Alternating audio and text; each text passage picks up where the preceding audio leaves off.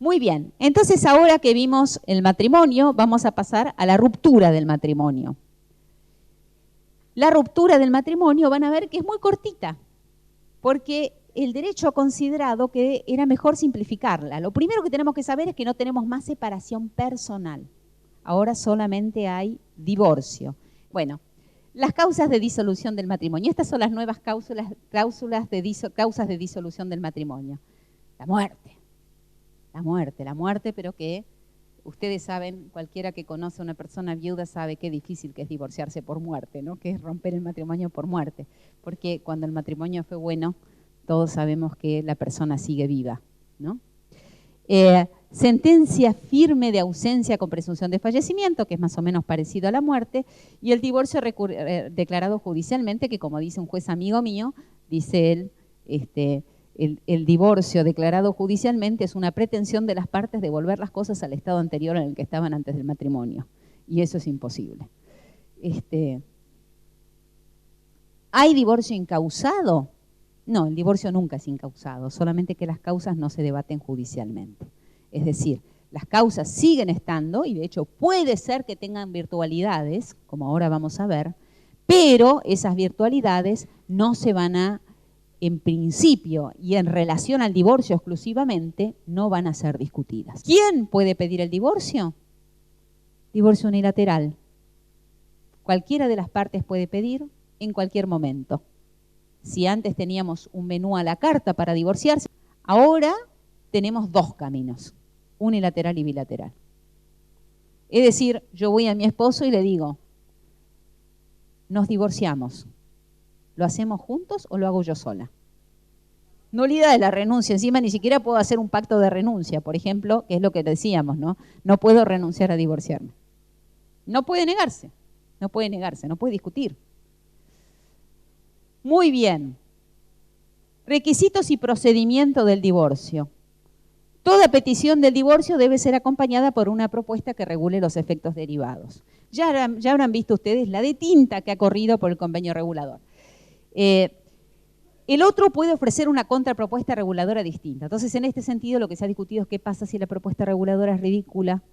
Por ejemplo, mi propuesta reguladora me divorcio y yo me quedo con todos los bienes.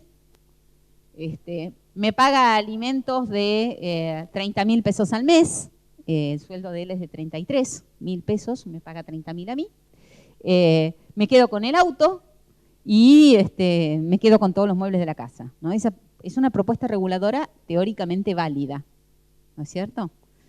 Uno puede proponer cualquier cosa, no se puede presentar el divorcio sin la propuesta reguladora. En todo caso, lo que todos sabemos es que la propuesta, si es unilateral, puede ser ridícula. Y si es bilateral, puede ser modificada.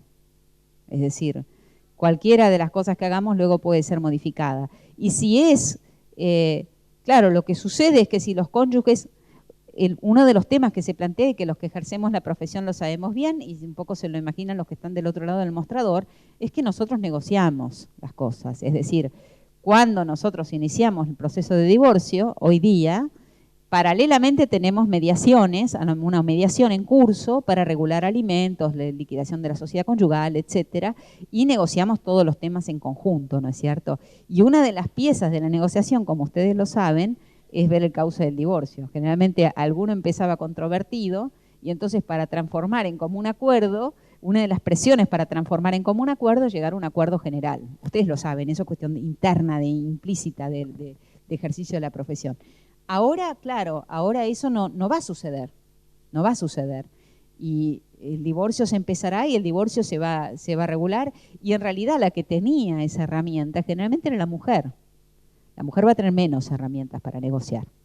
Era una herramienta muy indecorosa y muy baja, porque la mujer a veces negociaba el divorcio de común acuerdo, cuando el marido era culpable, a expensas de retasear la conversión sobre la base de beneficios económicos en el acuerdo, beneficios económicos, tenencia, etcétera.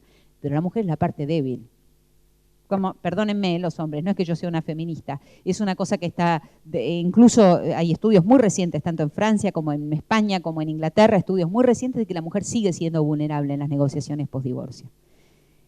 Hay que ver en qué posición queda la mujer para divorciar. una vez que el divorcio es inexorable. Porque el marido normalmente lo que quiere es divorciarse rápido. La mujer quiere hacer, a veces le gusta retasear un poquitito el divorcio, pero el marido dice, ya está, ya está. Muchas veces es la mujer la que toma la decisión de divorciarse. Pero el marido, una vez que llegó a ese punto, dice, y bueno, como dijo uno hace poco, el último gusto que le doy es el divorcio. ¿No? Pero bueno, ahí estamos. Entonces, al momento de formular las propuestas, las partes deben acompañar los elementos en que se fundan. Es decir, deben acompañar, no alcanza con hacer una propuesta, sino que tengo que acompañar los antecedentes de la propuesta y el juez de oficio puede pedirme otros elementos para ver si lo que estoy diciendo está bien o está mal. Me imagino, por ejemplo, una propuesta en la que digo que yo me quedo con el bien tal porque es de naturaleza propia, ¿no es cierto? Entonces yo lo que tengo que hacer es mostrarle al juez que efectivamente por subrogación o por alguna otra razón, es por reinversión, se llama ahora, es de naturaleza propia el bien, o que por ejemplo yo necesito tanto de alimentos para cubrir los gastos de los chicos, o que qué sé yo, ese tipo de cosas que me permitan más o menos imaginarme cuánto es lo que es necesario para regular alimentos, o por qué se me debe atribuir a mí la vivienda, ¿no es cierto? ¿Qué cuestiones o qué pautas de las que establece el código hacen conveniente que se me atribuya a mí la vivienda? Acá viene la cláusula de la inexorabilidad. En ningún caso el convenio suspende el dictado de la sentencia de divorcio. No llegamos a un acuerdo, el divorcio es una condición inexorable del matrimonio. En realidad, como dice un jurista francés, Philippe Mallory, él dice, el matrimonio está llamado a la ruptura, invariablemente.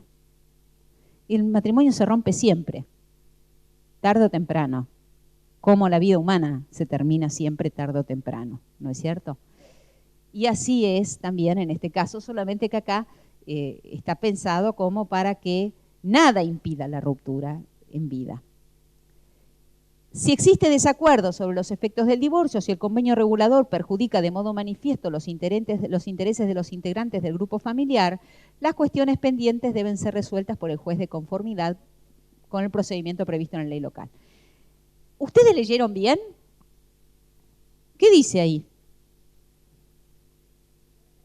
Dice que si no se ponen de acuerdo, ¿qué pasa? Pero dice otra cosa más. Dice otra cosa más. Dice, si hay desacuerdo sobre los efectos, el juez resolverá. Pero también dice, si el convenio regulador perjudica, lean bien, de modo manifiesto los integrantes del grupo familiar. ¿Quién es el grupo familiar? Eso dicen ustedes. ¿La abuela? ¿Cuántas veces ahora pasa que la madre de la esposa o la madre del esposo vive con la familia? Van a ver ahora qué va a pasar con la atribución de la vivienda familiar. Pero ahí no es que una de las partes dice, alguien se está siendo perjudicado con este convenio, sino que el juez advierte que alguien está siendo perjudicado. Miren la responsabilidad para el juez, ¿eh? Miren la responsabilidad para el juez. Las partes están de acuerdo. Presentan un convenio regulador de común acuerdo, presentan los antecedentes, no hay desacuerdo de ningún tipo y el juez dice esto perjudica manifiestamente a uno de los integrantes del grupo familiar, siendo que grupo familiar en el código no está definido y grupo familiar puede ser más o menos abarcativo, no dice el matrimonio, dice el grupo familiar o de los hijos y los esposos, dice grupo familiar que es una noción amplia, indefinida, y que no va a faltar quien la aplique de manera ampliada. Sobre todo ahora que en este código, que una de las enormes virtudes que tiene es que valora la familia ampliada. Contenido del convenio. ¿Se acuerdan que yo les dije hace un ratito, ya llegamos al contenido del convenio? ¿Quién era que me había dicho qué tenía que tener, si había cosas que no había que poner? Bueno, acá te dice qué debe contener, qué inexcusablemente debe contener. Debe contener la atribución de la vivienda. En ese caso podemos decir no hay vivienda, de modo que ese rubro. La distribución de los bienes, las eventuales compensaciones económicas entre los cónyuges, el ejercicio, eventuales, o sea que no las debe tener. Eso es un problema de redacción muy grave. Y el ejercicio de la responsabilidad parental, en especial la prestación alimentaria. Todo siempre que se den los presupuestos fácticos contemplados en la sección en consonancia con lo establecido en el título XXX. Dice ahí, lo dispuesto en el párrafo anterior no impide que se propongan otras cuestiones de interés de los cónyuges. Los cónyuges después pueden ampliar como quieran.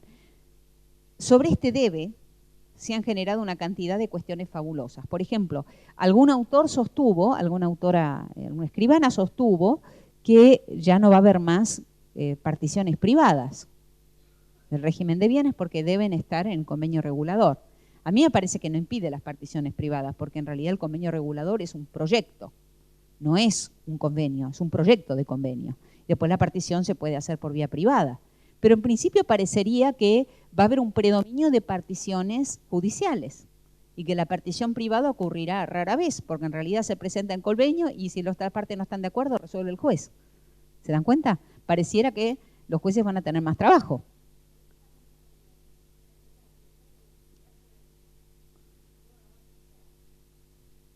Pero porque lo que me está diciendo ella recién muy bien. El problema está mal redactado, porque me está diciendo debe, pero después me dice eventual compensación. La compensación es renunciable. Entonces, hay un problema de redacción que es evidente y que va a tener que ser resuelto en la aplicación. Yo no creo que pueda forzarse a las partes válidamente, de manera constitucionalmente válida, a presentar un proyecto que abarque todos estos ítems necesariamente. No creo que sea válido forzar a las partes a esto. Y en última instancia, si no lo hacen, ¿cuál es la consecuencia? Si las partes no presentan, y esto es otra de las discusiones doctrinales, si las partes me presentan un convenio en el cual alguno de estos ítems que debe estar no está, ¿procede el divorcio o no procede el divorcio? No sé. Porque esa no era lo que... Vamos al artículo anterior, volvamos al artículo anterior. Uno tiene en la cabeza lo que uno quiere, le resulta razonable, pero no siempre lo que a uno resulta razonable es lo que está en la ley. Si ustedes van a ver, sí.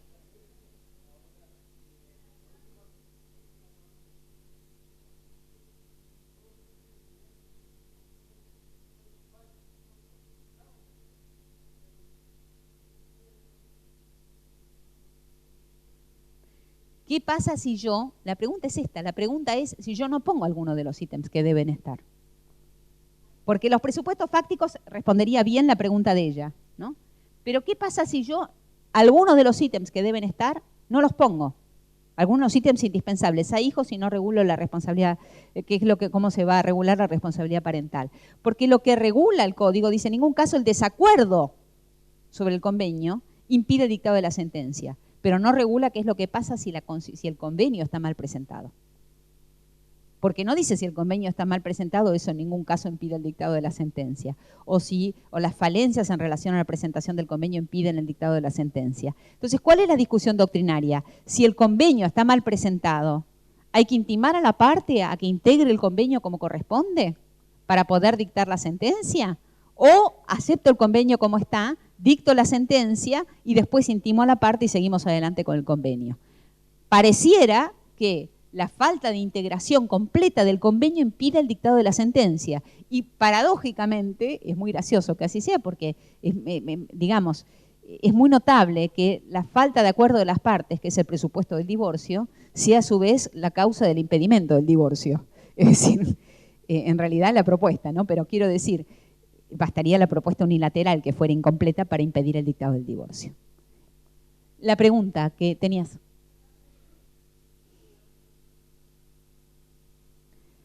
Sí, a mí me parece que eso siempre hay que hacer intimar, porque ahí hay un monitoreo del juez, sobre todo porque los chicos en el divorcio, los niños en el divorcio, como ustedes saben, son los que pagan los platos rotos invariablemente. Entonces ahí el juez tiene que tener necesariamente, el juez entra en la familia cuando el matrimonio se rompe y entra en la familia violando la privacidad familiar, porque sabe que al momento de la ruptura, cuando hay menores, hay vulnerables, y eso es invariablemente así. Todo el mundo sabe. Es decir, es una mentira a voces que no pasa nada cuando los padres se divorcian. Todo el mundo sabe que los chicos se ven afectados. Se ven afectados los padres como no se van a ver afectados los hijos. Entonces el juez ahí necesariamente tiene que monitorear. Y además ustedes saben, todos hemos pasado por circunstancias cercanas de personas que se divorciaron, o nos ha pasado a nosotros, o vimos que nuestros padres, o lo que sea, ya el divorcio es una cosa muy difundida. Pero todos sabemos que es muy problemática. Ustedes saben que invariablemente, esto está estudiado por psicólogos, Estados Unidos tiene una cantidad de estudios, Estados Unidos es el país en el que más divorcio hay y es el país en el que más en serio se toman las consecuencias del divorcio. Y lo que te dicen es que los padres invariablemente cuando se divorcian entran en un cono de egoísmo. Sí, porque de golpe ven su vida vulnerabilizada, no saben qué les va a pasar en el futuro, no saben qué, y los chicos pasan a un segundo plano. Nada más el otro día, es una anécdota muy pequeñita, pero permítanme contarla porque todavía me hiela la espalda, me corre un frío por la espalda. Estaba sentada yo en un shopping, había ido a comer con mi familia. La cuestión es que esas cosas que pasan ahora en el shopping, en donde la gente se dispersa, y entonces una fue a buscar una cosa, otro fue a buscar otra, y yo me quedé sola en la mesa, ¿no? Al lado mío, un señor con un hijo de él, evidentemente. El chico estaba con la cabeza gacha, así metida, así. Y el padre, yo veía, estaba hablando con el celular, así, bueno. En un momento para de hablar y le dice, le vas a tener que decir a tu madre que si ella quiere seguir diciendo que la casa tal es propia, va a salir caro. Que haga lo que quiera ella, le dice al hijo, ¿no? Salida, uno se imagina salida 1 o 2 veces por semana con ese hijo, lo lleva a comer a un shopping, habla por el celular y en el único momento en que deja el celular, habla de su tema, que es el bien, ¿no? Va a haber que llamar a peritos y va a ser caro, vamos a tener que pagar ella y yo. Yo te digo que haga lo que quiera ella si quiere, igual lo va a perder, pero si lo quiere hacer, yo te diría que por el bien de ella le avises, porque vamos a perder plata ella y yo. Y el hijo estaba así, comiendo con la cabeza metida. ¿Qué entiende el pibe que no tenía ni 18 años de si el bien es propio o ganancial? Y el padre, el único momento que tiene para ver a su hijo, le transmite una porquería. ¿No es cierto? ¿Cuántos casos de esos hay? Miles. Decile a tu mamá, ¿no es cierto? El juez tiene que intervenir y parar a las partes. Esto es lo que tiene el proceso de divorcio que nosotros, a diferencia de lo que está pasando en otros países, no nos hemos tomado suficientemente en serio. El divorcio, y en eso sí, yo adhiero totalmente con los que dicen que el divorcio se banaliza. El divorcio es una tragedia. Es una tragedia.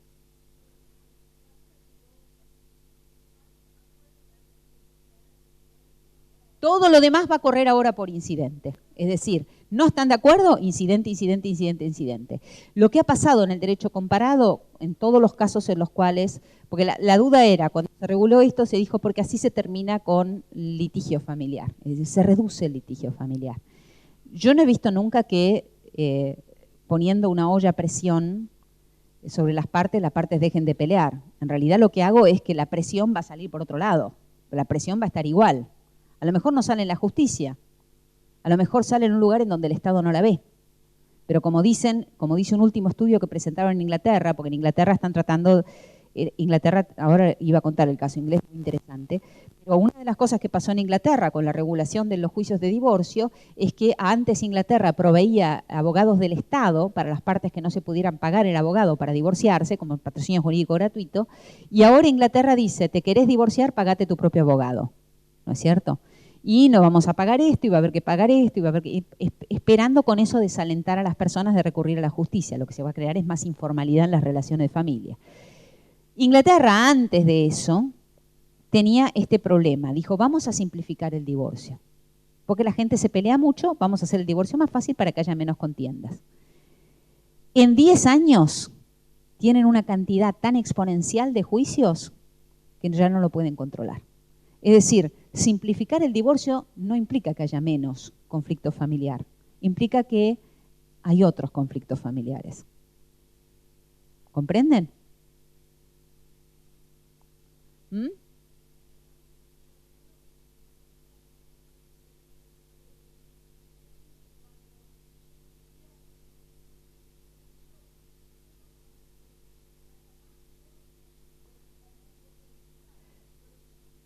Eso es una cuestión estadística que no depende de consideraciones de uno, depende de lo que después nosotros veamos que pasa efectivamente. Ahora no lo sabemos, ahora no lo sabemos. Lo que nosotros sabemos del derecho comparado es que hay menos, en realidad el divorcio está estable en todas partes, pero que esté estable significa que un poquito creció. ¿Por qué? Porque hay menos matrimonios. O sea, si hay el mismo número de divorcios, hay menos matrimonios, hay más divorcios. Pero en realidad ese no es el problema. El problema es otro que pasa totalmente por otro lado, que es que la gente ya no se casa. Ese es el verdadero problema. Y que los conflictos de familia siguen iguales. Claro. Entonces, estoy de acuerdo. No. El problema más grande es que, aparentemente, por lo menos estos son los primeros estudios que hay sobre el tema, porque la gente todavía no sabe muy bien con qué se come esta evolución de la familia, pero una de las cosas que está claro es que no es que sea muy relevante respecto de la conflictiva familiar, o sea, el argumento de que si yo facilito el divorcio hay menos conflicto no es verdad, eso está claro. Ahora, no hay problema en facilitar el divorcio, el problema es que lo que yo regulo del divorcio dice algo del matrimonio. Ahora, ¿por qué la gente no se casa? Probablemente no tenga nada que ver ni con una cosa ni con otra, pero sí tiene que ver con que las relaciones de familia efectivamente no están enfocadas más que desde el procedimiento judicial. Y falta un enfoque político que está faltando. Es decir, lo que estoy diciendo es lo siguiente, que probablemente todo esto que nosotros estemos viendo no sea la razón por la cual la gente no se casa, sino que la razón por la cual la gente no se casa es porque falta una iniciativa política de acompañamiento de la familia. Es decir, lo que falta, que eso es lo que dicen los estudios comparados, es acompañar cuando tenés un conflicto. Y eso no lo hace la ley. Eso lo hace un centro de acompañamiento, como hay en Australia, Family Relationship Centers, es decir, centros de relacionamiento familiar. Eso se hace acompañando, ofreciendo servicios de acompañamiento en caso de conflicto que sean voluntarios, no obligatorios. Eso se hace con información, eso se hace acompañando, eso se hace ayudando a valorizar la institución matrimonial, pero desde el punto de vista cultural, no desde el punto de vista legal. Es decir, la ley dice solamente una parte de lo que es la familia, dice muy poquitito, generalmente dice lo patológico de la familia, la ley. Por eso todo esto probablemente tenga muy poco que ver con esas discusiones de si una cosa y la otra. En todo caso, facilitar el divorcio sí dice que la ruptura es fácil, se banaliza la ruptura, cuando por ahí sería interesante de alguna manera hacer tomar conciencia de que la ruptura del matrimonio es algo doloroso y grave, es una decisión grave, ¿no? Y eso se hace poniendo un tiempo de espera, aunque sea breve. Es decir, diciendo, para un poquito, pensalo. Eso es todo. Pero bastaría que fuera un periodo de 3 meses como en España, o que fuera un periodo de 1 año como en Alemania, o que fuera, qué sé yo, un tiempito breve, como decir, pensalo un poquitito antes de hacerlo. Sí, hágame la pregunta, por favor. En ese supuesto planteo, el juez no podría suplir la falta de acuerdo porque en definitiva se está afectando a vulnerables como pueden ser los hijos menores. Ahora vamos a ver la regulación de la atribución de la vivienda que tiene pautas propias. En caso de desacuerdo, lo único que hasta ahora quiero decir, ahora vamos a avanzar, lo único que respondo es que eso no impediría, porque lo único que no impide el avance del juicio es el desacuerdo. Por eso el problema es qué pasa si faltan ítems. Lo único que no impide es el desacuerdo. Si hay un desacuerdo, ya vimos en la última parte, el juez decide igual, pero podría el juez tener en cuenta, aún si hubiera acuerdo, que hubiera personas vulnerables. Es decir, aún si las partes se pusieran de acuerdo y rifaran con eso el futuro de sus hijos, el juez podría, ante la manifiesta negligencia de los padres respecto de los hijos, regularlo autónomamente, de oficio. Van a ver que el rol del juez de oficio en materia de familia crece exponencialmente en este código. Muy bien, entonces, rápidamente para que ustedes se den una idea de cuáles son una clasificación rápida de los efectos postdivorcio regulados en el código. Tenemos, según la naturaleza, son alimentarios, compensatorios, relativos a la habitación o reparativos, los efectos que deja el divorcio, es decir, las consecuencias del divorcio. Según su intensidad van a ver que pueden ser derogables por las partes, es decir, las partes pueden elegir como las prestaciones compensatorias, no pedirlas. Las compensaciones económicas se llaman en el código inderogables, son impuestas por la ley y las partes no pueden prescindir de ellas. Según su duración, van a ver que la mayoría de los efectos postdivorcio son de duración limitada. Ya no existen los alimentos ilimitados como teníamos antes. Es decir, la ley le pone una fecha de vencimiento. Y según la fuente jurídica van a ver que los efectos del divorcio pueden ser o bien previstos por la ley o bien previstos por las partes. Es decir, las partes pueden tener, hay algunas cosas que la ley presenta simplemente como una facultad de acordar. Vamos a empezar por el convenio regulador. En primer lugar, tenemos que aclarar de que no se admiten los pactos prenupciales, que es lo que hablábamos hoy al mediodía. Cuando vean mañana la regulación del régimen de bienes, van a ver que está prohibido cualquier otro pacto que el que implique el inventario inventario de las deudas o de los bienes, o la elección del régimen de bienes o la documentación de las donaciones que se hicieron los cónyuges antes de las nupcias. Entonces, salvo esos 4 ítems que están previstos en la regulación del régimen de bienes, ningún otro pacto es válido. Vale decir que el pacto tipo, ¿cómo se llama esta actriz que se casó con Michael Douglas? Catherine Zeta-Jones, que se casó con Michael Douglas y que convinieron que depende de la cantidad de años que dure el matrimonio, va a amplificarse la participación de ella en los bienes de él, ¿no es cierto? En ese momento Michael Douglas pensaba que lo iba a abandonar rápidamente, tal vez dijo, y si me abandonas rápidamente te quedas con poco, si me aguantás durante muchos años, cuanto más pasa es prescripción adquisitiva, ¿no es cierto? En realidad no es prescripción, va ganando terreno, ¿no? Y claro, lo que no se imaginó Michael Douglas es que a la otra le iban a internar un par de veces, pues se acuerdan que a ella le internaron un par de veces, qué cholula que soy. Entonces, no se admiten esos pactos prenupciales. En España se admiten. En Estados Unidos están admitidos los prenuptial agreements, los acuerdos prenupciales, que pueden imponer este tipo de condiciones que prevén la ruptura cuando el matrimonio no nació. Es decir, es como los pactos de herencia futura, que ahora en algún caso se admiten en el Código, que siempre se consideraron contrarios a la a la moral y a, ¿cómo se llama? Buenas costumbres. Estoy con la cabeza con vacíos, debo tener Alzheimer. Entonces, eso siempre es como probarse la ropa del muerto, como dice el tango, cuando todavía no se murió. ¿No es cierto? ¿Cómo? El traje del muerto cuando todavía no se murió.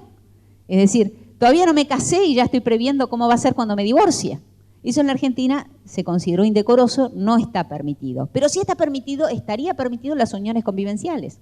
Porque los pactos de las uniones convivenciales admiten cualquier tipo de contenido. Cualquier tipo de contenido. No hay ninguna limitación con el contenido, salvo algunos contenidos mínimos inderogables. Pero todos los demás que se quieran están permitidos, a diferencia del matrimonio. Muy bien, el convenio regulador. Acá lo tenemos. Debe contener, ya lo vimos. Alimentos. Pautas para la fijación de los alimentos. La fijación de los alimentos varía, las pautas para la regulación de los alimentos varía según si son fijados durante la vida en común o la separación de hechos. Es decir, el juez prevé que una mujer, estando casada, digo yo una mujer, cualquiera, un hombre, estando casados, pida al juez que se regule, casados y conviviendo, pida al juez que se regulen alimentos. Nosotros suponemos que si una persona casada hace eso, presumiblemente es porque el matrimonio está fracturado. Es decir, es improbable que una persona que conviva le pida alimentos al cónyuge y siga conviviendo así nomás y alegremente, ¿no? Pero bueno, el Código previó esa circunstancia. Y también los prevé durante la separación de hecho, lo cual es razonable, y prevé una regulación diferenciada. Y esto es muy llamativo, porque la regulación en la separación de hecho, cuando no se produjo la ruptura del vínculo, tiene otras condiciones para regularlos, para fijar los alimentos, que en el caso del divorcio, cuando en el código anterior era muy parecida a la regulación de la separación de hecho, era más parecida a la separación de hecho que a la vida, la separación de hecho era más parecida al divorcio que a la vida en común. En el nuevo código, la separación de hecho es más parecida a la vida en común que al divorcio. ¿Entienden la diferencia conceptual? Y esto es porque esto es una rémora, a mi modo de ver, es una rémora de la primera redacción en donde la vida en común no era necesaria. Si en la primera redacción la cohabitación no era un deber matrimonial. Y en la segunda redacción, la convivencia, no la cohabitación, pero que, no sé, el derecho comparado a convivencia es cohabitación, ¿no? Nosotros acá tendremos que ver qué quiere decir convivencia si no quiere decir cohabitación, pero bueno. Y después están regulados los alimentos posteriores al divorcio. Y van a ver que las pautas para regular después son bastante más restrictivas, es decir, solamente cabe regular alimentos a favor de quien padece una enfermedad grave preexistente al divorcio. Hay que tener preexistencia. Enfermedad grave preexistente al divorcio que le impide autosustentarse. Si el alimentante fallece, la obligación se transmite a sus herederos.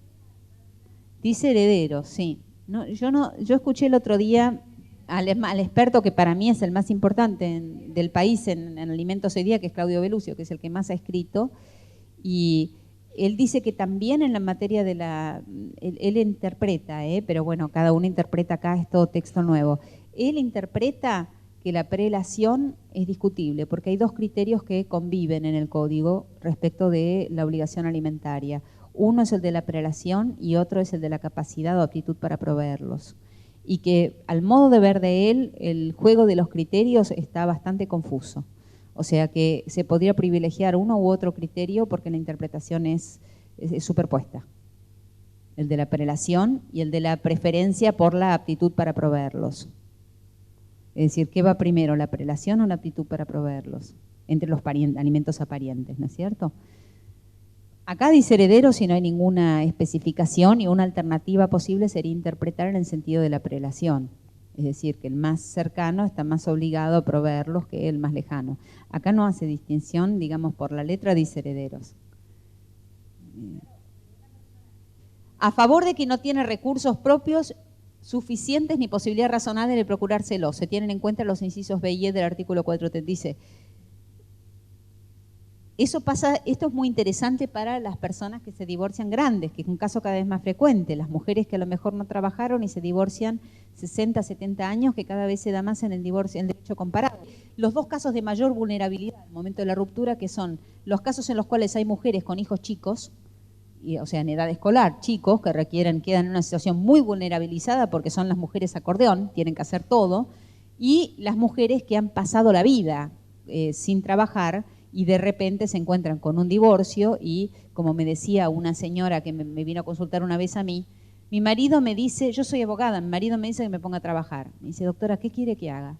Tengo 60 años, ¿voy a empezar una carrera ahora? Dice, yo la voy a empezar, pero yo voy a poder mantenerme con esa carrera ahora. Bueno, es este caso. La obligación no puede tener una duración superior al número de años que duró el matrimonio. Esta es una cláusula muy común en el derecho comparado. Es decir, si tu matrimonio, y que es razonable si ustedes quieren, pero no me parece bien, salvo que esta cláusula se convenga que es derogable por la voluntad de las partes, no me parece bien que si las partes por alguna razón quieren convenir que dure más allá de la duración del matrimonio, no lo puedan convenir, ¿no es cierto?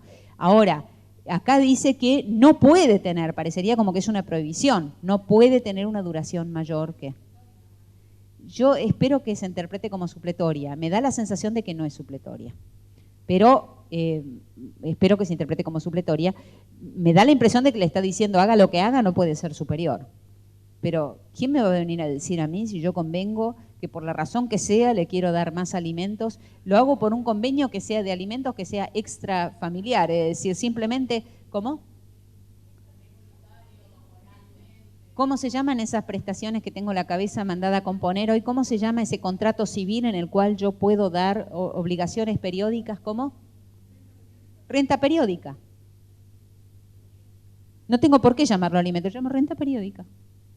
En cambio, durante el matrimonio ustedes ven que, y durante la separación de hecho, hay miles de criterios a tener en cuenta. La edad y el estado de salud de ambos cónyuges, capacitación laboral, colaboración de un cónyuge. Claro, pero todas estas condiciones se dan solamente mientras haya convivencia o separación de hecho.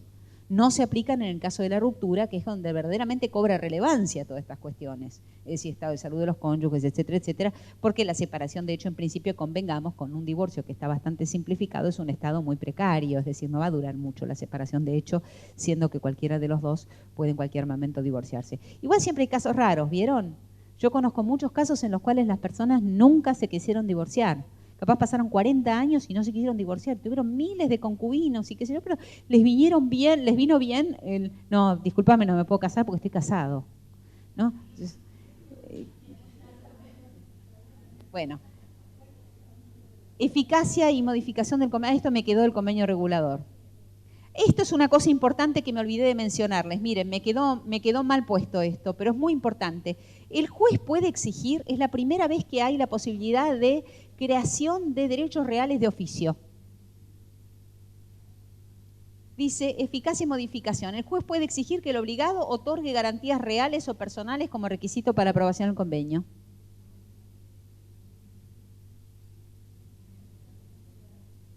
Yo no sé, a mí me parece... las garantías personales me parece razonable, las garantías reales me parece más difícil, pero bueno, el convenio homologado puede ser revisado, eso ya lo sabíamos, ¿no? Las compensaciones económicas. el cónyuge aquí en el divorcio produce un desequilibrio manifiesto que significa empeoramiento de su situación, lo vamos a leer, después ahora voy a decir 2 palabras sobre esto, un empeoramiento de su situación que tiene por causa adecuada el vínculo matrimonial y su ruptura, tiene derecho a una compensación. Esta puede consistir en una prestación única por un tiempo determinado, excepcionalmente por un plazo indeterminado, puede pagarse con dinero, con el usufructo de bienes determinados, eso sería otra cosa, usufructo, bienes de cualquier otro modo acuerden las partes que decía el juez y hay un plazo de 6 meses para pedirle desde el divorcio. Ahora, el problema es el siguiente. No hay valoración de conducta. En las últimas jornadas nacionales se votó por mayoría que las prestaciones compensatorias tenían que hacerse sobre la base de la valoración de la conducta. Es decir, si un cónyuge es culpable o inocente. ¿Por qué? Porque se consideraba injusto que se le diera una compensación económica a un culpable. Yo tenía un caso terrible de una médica que la médica se rompía el alma, tomaba 2 guardias por semana, había 2 días seguidos que no pasaba la noche por casa y hacía el trabajo del día y la noche se iba a otra guardia. O sea, una cosa, hasta que le agarró esclerosis, esa esclerosis parcial, entonces empezó a tener ciertas inmovilizaciones. El marido era un vago atorrante, decía que estaba haciendo un gran proyecto de software. Y que cuando lo hiciera iba a ser un éxito enorme. Le llevó varios años. Él supuestamente era analista de sistemas, pero después cuando la mujer sacó las cosas de la casa, porque hicimos una exclusión del hogar, encontramos que en la libreta solamente había algunos 2 y algún 1, y que la carrera nunca la terminó. La cuestión es que la mujer llegaba a la noche hecha una piltrafa y el marido le decía, no lavaste los platos. Entonces la mujer decía, mira, yo ahora te los lavo, pero déjame ir a ver a mis hijas. Yo no quiero que tus hijas te vean en ese estado. Le decían. Eso era la vida de esta mujer, que era un infierno. Imagínense que ese atorrante, que encima era exhibicionista, que esa fue una de las cosas más terribles. Así, era un problema porque era conocido en el barrio. Entonces ese problema, las tenía todas. Yo no sé cómo esa mujer se casó con ese hombre. La cuestión es que, y encima ella era musulmana y él no era católico practicante ni nada, pero él le decía que a las hijas, tu madre es de una raza de terroristas. Todo. El divorcio es la primera vez que en la Cámara me dijeron, porque fue a la Cámara, el abogado me hizo las miles de trampas. Llegamos a la Cámara y la Cámara dice, ha quedado comprobada la inocencia de la mujer, la inocencia. No solamente le dijo el marido culpable por esto, y además no se bañaba. Y la Cámara consideró que la suciedad era una injuria grave. No, fue realmente proverbial. Imagínense que el marido entonces viene, se presenta y dice, hay un desequilibrio manifiesto con causa adecuada en la ruptura, yo quiero una compensación económica. No, porque me quedo sin el ingreso de ella, ella me mantenía. Ahora se me produce un desequilibrio manifiesto, ella tiene la atribución del hogar conyugal porque tiene a los chicos, y entonces, claro, en estos términos hay un desequilibrio económico con causa adecuada en la ruptura. La valoración de la conducta no tiene cabida acá, pero a cualquiera que tenga la sensibilidad más mínima, en algunos casos, piensen en el golpeador,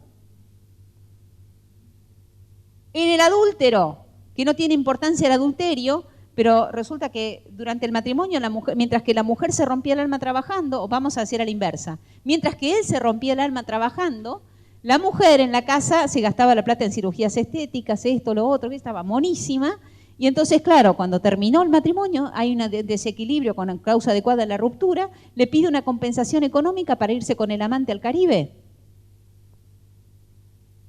Es algo que no va, ¿no? Si los maridos ahora nos dicen, esta plata me la gané yo, ¿por qué la tengo que compartir? Vayan a explicarle por qué le tiene que dar una compensación económica para que la mujer, que encima le fue adúltera, después... Es muy difícil. Yo creo que va a haber fallos desparejos. A mí me da la sensación de que, si bien esto es la naturaleza jurídica de la compensación, es decir, así es objetiva la compensación, que algún juez va a decir, no, miren, lo siento mucho, pero no, en este caso no. Muy bien.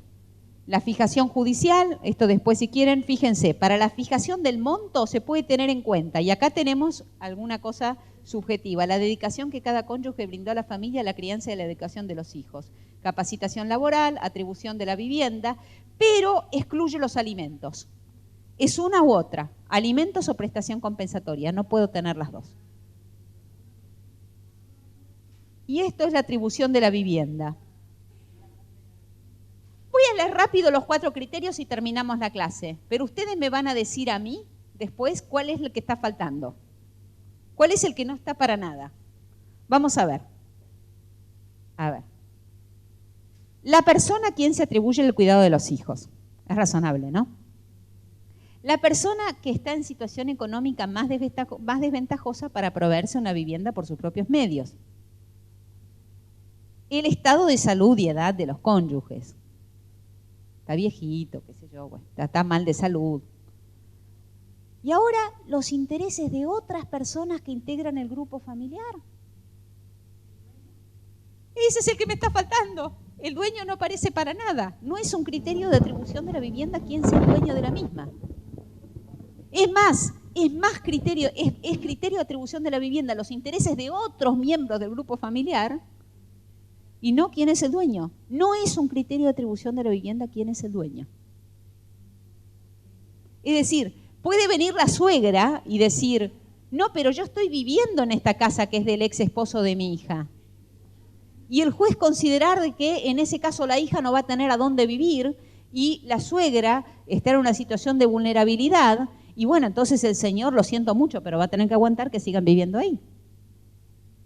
Yo tengo unas preguntas, sí, con respecto a lo que es puntualmente el artículo 438, los requisitos y procedimientos del divorcio. Sí. Me parece que es hasta peligroso y no sé cómo lo van a resolver muchos jueces. Esto es una cuestión, me parece que de prudencia jurídica. El tema de los límites al poder del juez, la carencia de pautas objetivas y puntualmente uno lo analiza, ¿verdad? El tema de los elementos que fundan la propuesta.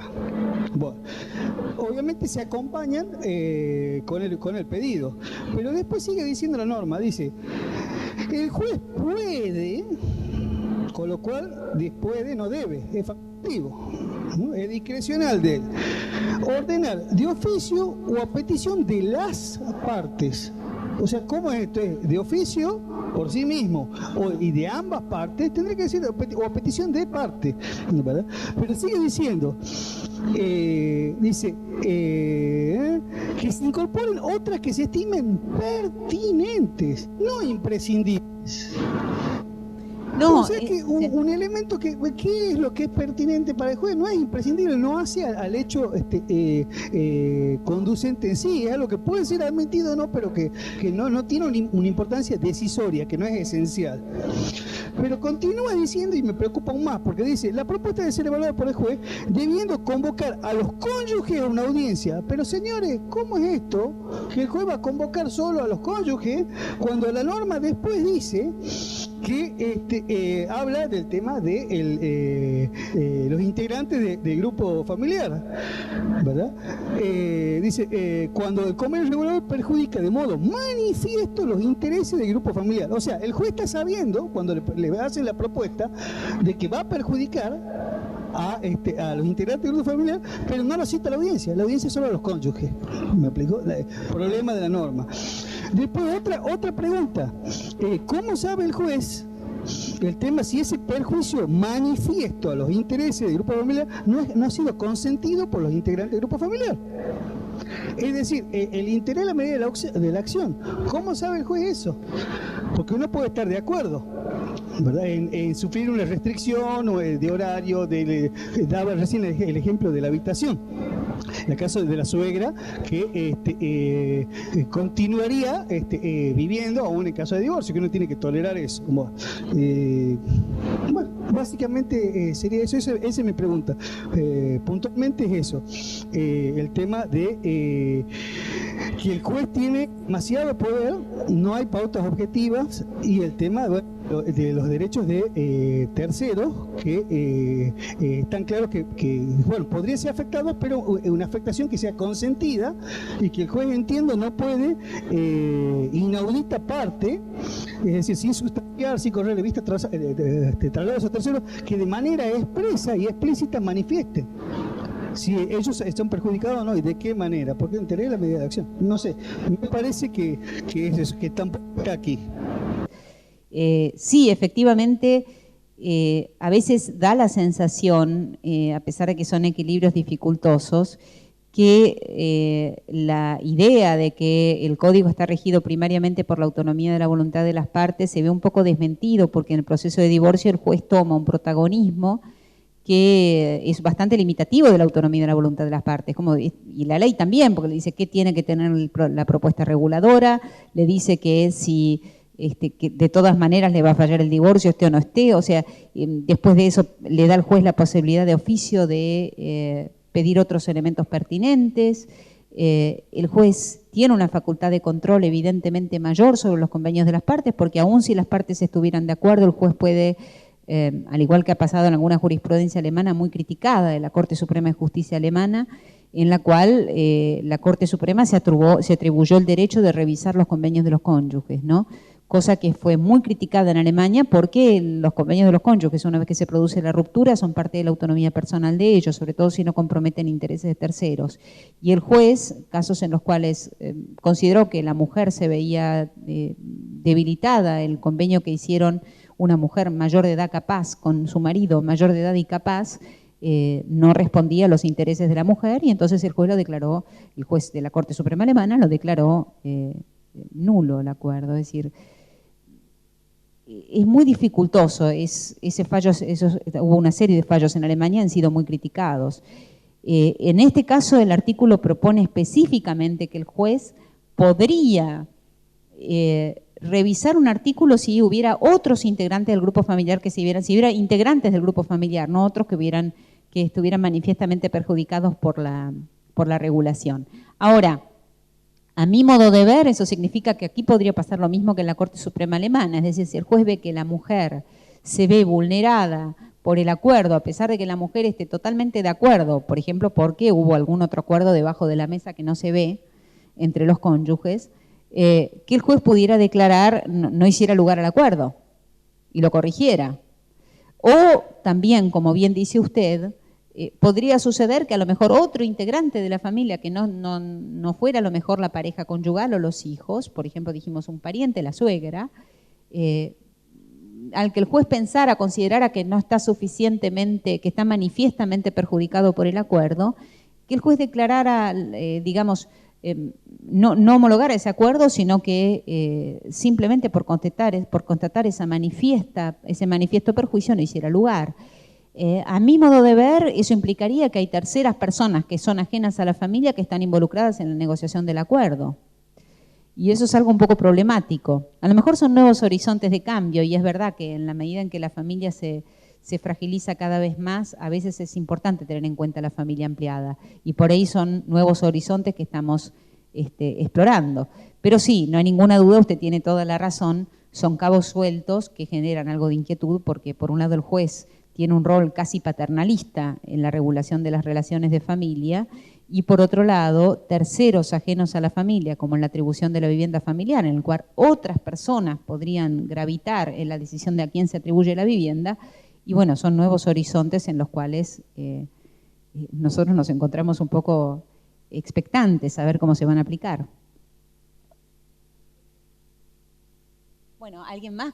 ¿Alguna pregunta más? Si no, seguimos mañana con régimen de bienes. Bueno, gracias.